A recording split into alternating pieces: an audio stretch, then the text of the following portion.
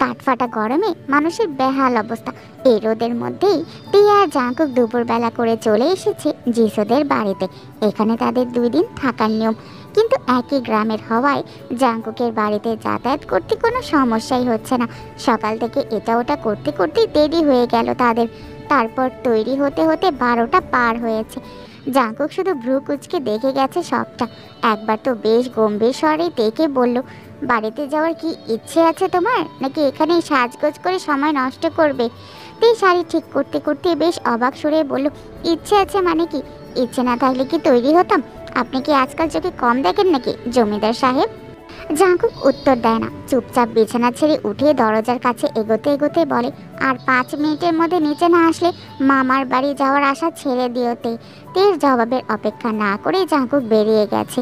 নিজের শাড়ি ছেড়ে কপালে ভাঁজ ফেলে জাঙ্কুকের যাওয়ার দিকে তাকিয়ে থাকে তে। বিড়বিড় করে বলে, আরও 5 মিনিট কেন, 50 মিনিটেও আমার তৈরি হওয়া শেষ হবে না। কিভাবে আমাকে মামার বাড়ি যাওয়া থেকে আটকান, আমিও দেখে নিব জমিদার সাহেব। সত্যি সত্যি বেশ আস্তে ধীরে তৈরি হয় তে। জাঙ্কুক বিরক্তিতে রাগে ফেটে পড়লেও বাহিরে শান্ত স্বভাব ধরে রেখেছে। তে নিজের কাপড় নিয়ে বেশ ধীরেই নেমে আসে হল রুমে। জাঙ্কুক প্রচণ্ড বিরক্তি নিয়ে তাকায় তের দিকে। তে তা পাত্তা না দিয়ে বেশ ভদ্র গলায় বলে, চলুন জমিদার সাহেব। জাঙ্কুক কিছু বলতে গিয়েও বলে না, চুপচাপ নিজের রাগ জেদ বিরক্তি পেটের মধ্যে চেপে রেখে জিনের থেকে বিদায় নিয়ে হাঁটা লাগায়। তে নিজেও জিনকে ছোট করে বলে আসি আম্মা। জিন কোনো জবাব দেয় না। তে বাড়ির সদর দরজা পেরোতেই ছুটে আসে ডেইজি। তের হাত চেপে ধরে হাসি হাসি মুখে বলে, এ বাড়ি থেকে বের হয়েছিস আর যেন এ বাড়িতে তোর পা না পড়ে। তে হাসে, হাত ছাড়িয়ে নিয়ে নিজের রাস্তায় হাঁটা লাগায়। কণ্ঠে বেশ রসিকতা মিশিয়ে বলে, কি যে বলেন না কাকিমা, আমি হলাম এ বাড়ির বড় বউ। আমি এই বাড়িতে পা না রাখলে কে রাখবে? ডেইজি তের হাসির মানে বোঝে না। তের ঠোঁটে হাসি থাকলেও চোখে ছিল অন্য কিছু, যা ডেইজির চোখে না পড়লেও চোখ এড়ায়নি তের থেকে কিছুটা দূরে দাঁড়ানো জাঙ্কুকের। তে পাশাপাশি আসতেই জাঙ্কুক নিঃশব্দে হাঁটতে শুরু করে। তে রোদটা উপভোগ করতে করতে হাঁটছে আর গুনগুনিয়ে গান গাইছে। জাঙ্কুক বুঝলো না তের হঠাৎ এত আনন্দের বিষয়টা। বেশ খটকা লাগলেও কোনো কথা বলে না। তে নিজে থেকেই জাঙ্কুককে বলল, আজকে রোদের তাপটা একটু বেশি, তাই না জমিদার সাহেব? জাঙ্কুক তের দিকেই তাকিয়ে থাকে আর ভাবে, মেয়েটার মনে কি চলছে। মানুষের মুখের দিকে তাকিয়ে থাকলে তো তার মনের ঘটনা একটু হলেও টের পাওয়া যায়, কিন্তু এই মেয়েটার চোখ দেখলে বোঝাই যায় না। মেয়েটার চোখের দিকে তাকালেও অতল গভীরে হারিয়ে যাওয়া ছাড়া আর কোনো কিছুই বোঝা যায় না। জাঙ্কুক তার দৃষ্টি সরিয়ে নেয়। মাথাটা ঝিম ধরে যায় তার। বড় বড় করে শ্বাস নেয়। মেয়েটার সৌন্দর্যের প্রখরতা এত কেন? তাকালে মনে হয় হারিয়ে যাবে ভীষণ গভীরতায়। তে আর চোখে একবার জাঙ্কুকের দিকে তাকিয়ে ঠোঁট কামড়ে হাসে। জাঙ্কুকের উদ্দেশ্যে বলে, জমিদার সাহেব, সূর্যের দিকে যেমন তাকিয়ে থাকাটা দায়, তেমনই তের দিকেও তাকিয়ে থাকা দায়। চোখ ঝলসে যাবে, মাথা ঝিম ধরে যাবে। জাঙ্কুকের চোখ বুক গম্ভীর হয়ে যায় তের এমন কথা শুনে। এই গাম্ভীর্যতা বজায় রেখেই জাঙ্কুক তের উদ্দেশ্যে বলল, নারী সূর্যের মতো তেজি হয় না, এরা ছলনাময়ী হয়। রূপের তেজে পুরুষের শক্ত সামর্থ্য হৃদয়কেও কাবু করে দেয়। এরপর সেই রূপের পেছনের আসল রূপ দেখায়। এক পুরুষকে আঘাত করে, তার হৃদয়ে ক্ষত করে আবার অন্য পুরুষের কাছে যায়। জাঙ্কুকের কথার প্রতি উত্তরে তে তখন বলল, ঠিক যেমন আয়ু বুবু করেছিল আপনার সাথে, তাই না? জাঙ্কুক ভেতরে ভেতরে চমকালেও ওপরে তার ছিটে ফোটাও টের পেতে দেয় না। রাগে ক্ষোভে মাথার ভেতরে রক্ত টকবক করে ফুটতে থাকে। মুখের গম্ভীরতার সাথে সাথে রাগে চোখ মুখ লাল টকটকে হয়ে যায় জাঙ্কুকের। হাঁটার গতি বাড়িয়ে বিড়বিড় করে বলে, নারী মমতাময়ী, আবার নারী ছলনাময়ী। নারী পুরুষের সফলতার কারণ, আবার নারী পুরুষের ধ্বংসের কারণ। তেমন নারী নিজেই নিজের ধ্বংস মৃত্যুর কারণ। নারী সরল হোক, তবুও সৎ হোক। ভুল করেও ছলনাময়ী হয়েও না তে, তবে আমি তোমাকে তোমার নিজের ধ্বংস দেখাবো। বাড়িতে প্রবেশ করতেই যিশু ছুটে আসে। তেকে শেষ দেখেছিল তাদের বউ ভাতের দিন, আর একটি বারের জন্য দেখা হয়নি তাদের। রোজ আর জিসো বেশ চিন্তায় ছিল।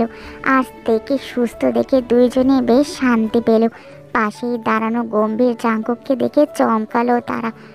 মিনহো বাড়িতেই ছিল। জিসো আর রোজের আওয়াজ শুনে বেশ বিরক্তি নিয়ে একটা বিশ্রী ভাষায় গালি দিতে দিতে ঘর থেকে বের হয়। সামনে দাঁড়ানো জাঙ্কুককে দেখে ঘাবড়ে যায়। রোজ আর জিসো ততক্ষণে মাথা নত করে নিয়েছে লজ্জায়। বাড়ির জামাইয়ের সামনে এমন পরিস্থিতিতে পড়তে হবে তাদের, তারা তা ভাবতেও পারেনি। জাঙ্কুক সবটা শুনেও এমন ভাব করলো যেন সে কিছু শুনেইনি। তে নিজেই পরিস্থিতি সামলাতে তাড়া দিল রোজকে। বেশ ক্লান্তি দেখিয়ে রোজের মন অন্যদিকে ঘুরিয়ে নেয়। জাঙ্কুক আর তেকে একটা ছোট্ট ঘরের সামনে এনে মাথা নিচু করে বলল রোজ, জমিদার বাবা, আমাদের তো ছোট ঘর, আপনার হয়তো থাকতে সমস্যা হবে। জাঙ্কুক কিছু বলার আগে তে বেশ উৎফুল্ল কণ্ঠে বলল, কি যে বলো না মামি, থাকতে সমস্যা হবে কেন? উনি বিয়ে করেছে চাল চুলোহীন মেয়েকে, তাই শ্বশুরবাড়ি হিসেবে তোমরাই শেষ সম্বল। তাই তোমাদের এই ছোট্ট ঘরে থাকতে ওনার একটু সমস্যা হবে না, ঠিক না জমিদার সাহেব? জাঙ্কুক ভ্রু কিঞ্চিত কুচকে তাকিয়ে রইল তের দিকে। তে দাঁত বের করে তাকিয়ে আছে জাঙ্কুকের দিকে। রোজ কিছু বলার আগে তে তাড়া দিয়ে রোজকে অন্যদিকে পাঠায়। রোজ চলে গেলে তে নিজেই আরাম করে বসে নিজের বিছানায়। জাঙ্কুক ভালোভাবে পর্যবেক্ষণ করে পুরো ঘরটাকে। ঘরে তেমন কিছু নেই, একটা ছোট্ট চৌকি, ছোট্ট আলনা আর ছোট্ট একটা টেবিল। চৌকিটা তেমন বড়ও নয় আবার ছোটও নয়, দুজনের বেশ ভালো মতোই হয়ে যাবে। তবে পাশাপাশি ঘুমালে একজনের শরীর সহজেই অন্যজনের শরীর স্পর্শ করবে। জাঙ্কুক ঠোঁট কামড়ে কোমরে হাত রেখে কিছু ভাবে, তারপর তের কাছে এগিয়ে এসে বলে, আমি কিছু বলার আগেই পাকনামো করলে কেন মেয়ে? তে তখন বলল, মন চেয়েছে তাই। এখন ইচ্ছে হলে হাত মুখ ধুয়ে আসেন, না হলে নিজের বাড়ির দিকে যান। জাঙ্কুক শুধু তাকিয়ে তাকিয়ে তের সাহসটুকু দেখে, এরপর কোনো কথা না বাড়িয়ে তের কাছে যায়। তের প্রথমে টের না পেলেও পরে বুঝতে পারে জাঙ্কুক তার কাছে আসছে। ততক্ষণে জাঙ্কুক তার কাছে ঘেঁষে দাঁড়িয়েছে। তে কিছু বলার আগে এক হাতে তেকে চেপে ধরে জাঙ্কুক।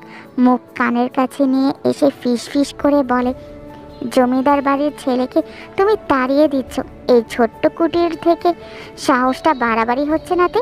আর তুমি যেভাবে নিজের অধিকার খাটাচ্ছ তাতে আমি আমার সীমা লঙ্ঘন করলে তুমি সইতে পারবে তো? অপরদিকে মাথার উপরে ভন ভন করে ফ্যান চলছে। এর মাঝে ঘুমিয়ে আছে জিমিন। সুগা তাকে কিছুক্ষণ বাদেই পড়াতে আসবে, তাতে তার বিন্দুমাত্র ভ্রুক্ষেপ নেই। দুপুরের খাবার খেয়েই ভাত ঘুমে মত্ত হয়ে আছে মেয়েটা। জিন এসে একবার ডেকে গেলেও সেই ডাক জিমিনের কান অবধি পৌঁছেছে বলে মনে হয় না। অনেকক্ষণ পরও যখন জিমিনের কোনো সাড়া শব্দ পায় না, তখন জিন আবারও আসে। জিমিনকে আগের মতোই হাত পা ছড়িয়ে ঘুমাতে দেখে বেশ রেগে যায় জিন।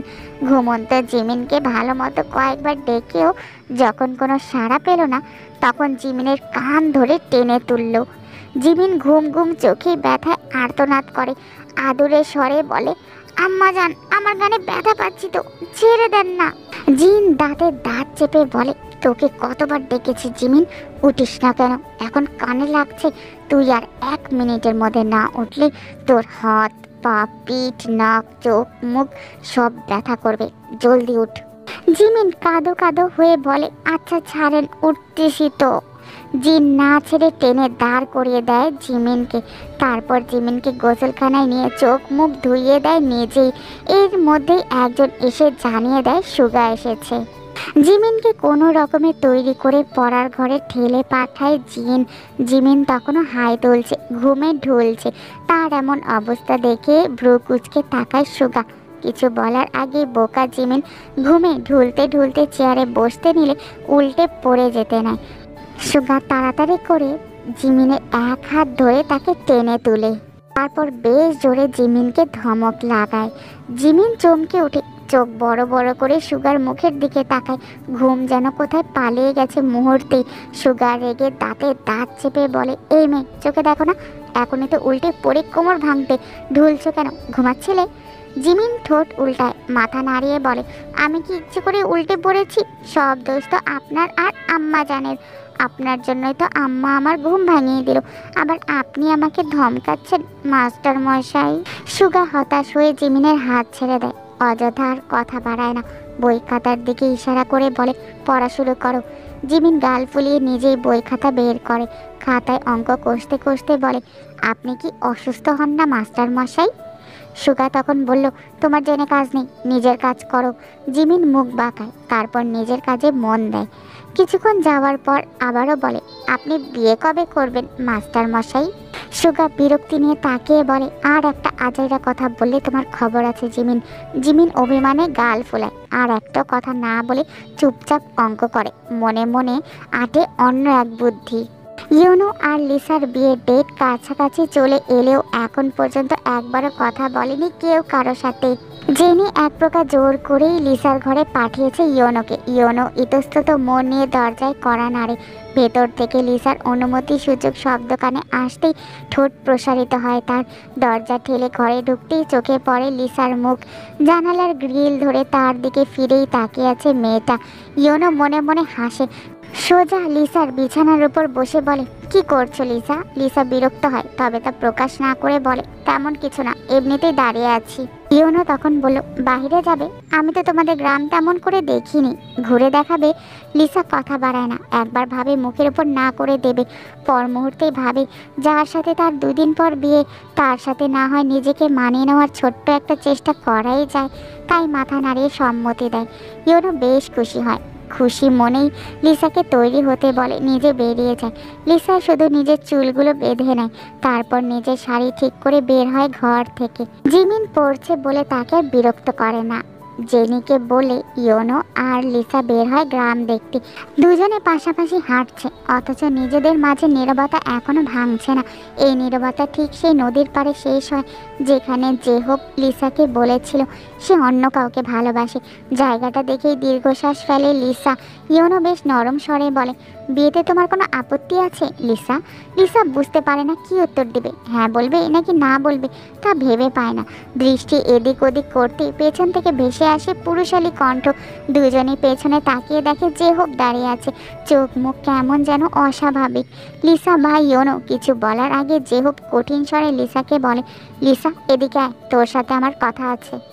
গত আধা ঘন্টা যাবত চুপচাপ দাঁড়িয়ে আছে লিসা আর জেহোপ। জেহোপ লিসাকে ডেকে এনেছে ঠিকই, তবে এখন অবধি গলা দিয়ে একটা স্বরও বের করেনি। লিসা নিজেও চুপচাপ দাঁড়িয়ে তাকিয়ে আছে জেহোপের মুখের দিকে। জেহোপের ডেকে এনে আবার চুপ করে থাকাটা হজম হলো না লিসার, তাই নিজেই বলল, তুমি কি আসলে কিছু বলার জন্য ডেকেছো জেহোপ ভাই? জেহোপ পূর্ণ দৃষ্টিতে তাকায় লিসার দিকে, খ্যাক করে উঠে বলে, না বললে কি তোকে এমনি ডেকেছি? লিসা ফ্যাল ফ্যাল করে তাকায় আর ভাবে, রেগে যাওয়ার মতো তো কিছু বলিনি। জেহোপ ভাই তো নিজেই আধা ঘন্টা থেকে চুপ করেছিল, সেই কারণেই তো তাকে এটা জিজ্ঞেস করলাম। হঠাৎ জেহোপ ভাইয়ের এমন ব্যবহারে লিসা অবাক না হয়ে পারে না। অবাকতার রেশ ধরেই বলে, তাহলে কিছু না বলে দাঁড়িয়ে আছো কেন? ওখানে ইয়োনো ভাইও তো একা দাঁড়িয়ে আছে। ইয়োনোর কথা শুনে রাগ হলো জেহোপের, তবে মুখে কিছু বলল না, শুধু গট গট করে উল্টো পথে হাঁটা লাগিয়ে বলল, ইয়োনো ভাইয়ের জন্য দরদ উতলে পড়ছে তাই না? ওনার কাছেই যা, আমার কথা তোর শোনা লাগবে না। জেহোপের এমন কথা শুনে লিসা হতভম্ব হয়ে গেল। ভাবলো, কি হলো এটা? জেহোপ ভাই তো এমন না, সে কথা বলে মেপে মেপে, প্রয়োজনের বাইরে কথা বলে না। আবার দেখা যায় লিসার সাথে কখনোই রুডলি কথাও বলে না, কিন্তু জেহোপের কথাবার্তায় আজ সে বিশাল পরিবর্তন পেল। জেহোপ কি তার উপর রেগেছিল? ভাবতে ভাবতেই তাকিয়ে রইল জেহোপের যাওয়ার দিকে। নিমেষেই জেহোপ উধাও হয়ে গেল, মাথা ভর্তি বিস্ময় আর প্রশ্ন নিয়ে ফিরে আসে লিসা ইয়োনোর কাছে। ইয়োনো স্বাভাবিক ভঙ্গিতেই দাঁড়িয়ে আছে। লিসাকে আসতে দেখে শান্ত স্বরে বলল, আধা ঘন্টা লেগে গেল একটু কথা বলতে। হঠাৎ ইয়োনোর এমন কথায় চমকালো লিসা, মুখ ফুটে কিছু বলল না। ইয়োনো বাড়ির পথে হাঁটা লাগিয়ে ছোট্ট করে বলল, তুমি বা জেহোপ কি একে অন্যকে ভালোবাসো লিসা? ইয়োনোর প্রশ্নে হাঁ হয়ে যায় লিসা, ড্যাব ড্যাব করে চেয়ে থাকে ইয়োনোর মুখের দিকে। ইয়োনো ভীষণ স্বাভাবিক রয়েছে, এত স্বাভাবিক। ইয়োনোর এমন সহজ স্বাভাবিক অবস্থা লিসার হজম হলো না। মনে মনে বেশ ভয় পেল লিসা, আর ভাবলো এত ঠান্ডা আবহাওয়া, আবার ঝড়ের পূর্বাভাস না তো।